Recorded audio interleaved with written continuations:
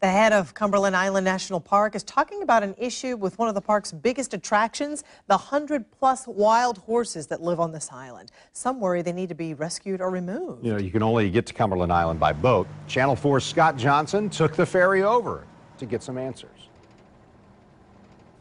These horses have been here for centuries on Cumberland Island, but they're not native species, and there's a concern with all the grass they eat and the trampling they do that they might need to be removed. You don't need to travel far on Cumberland Island to find them. More than 150 wild horses are estimated to live on Cumberland Island, and they've been there in different numbers for centuries.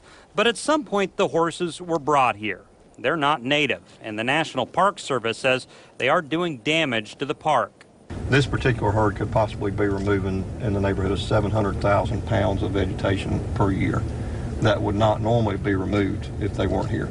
And that's not vegetation that can be replaced quickly? It's not vegetation that can be replaced quickly, one, and it's vegetation that other native species of wildlife would depend on for survival. I drove through the park with Doug Hoffman, a wildlife biologist on the island. He says this issue is one that has drawn concern to the island, as well as some criticism that some of the horses are malnourished. But he points out that average people don't understand these horses don't eat like their domestic counterparts.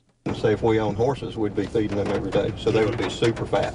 Okay. And so these horses are acting like wild animals, so they're living off the land. I spoke with the park superintendent by phone, who says they have no plans underway to remove the horses, but he did recently bring this up to a group of Camden County locals about options like removing the horses or fencing them in. People love those horses. Not everybody does. I mean, there's another side to this too. There's two sides. There's people that completely adore them and want us to feed them and take care of them and give them veterinarian care, but we can't afford to do that. And then you have the other spectrum that think they have no business being on the island whatsoever. I think we need to find a proper balance.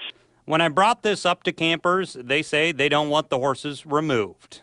I'd say they need to stay because, I mean, horses were wild before man domesticated them, so it's part of the island's history, and I think they should stay, as long as they're not in danger. But I think the horses belong here. They've always been here.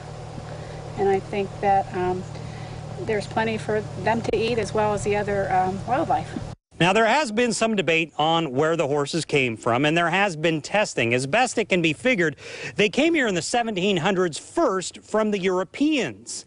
Then they dwindled in the 1800s, only to be reintroduced to Cumberland Island by the Carnegie family in the 1900s.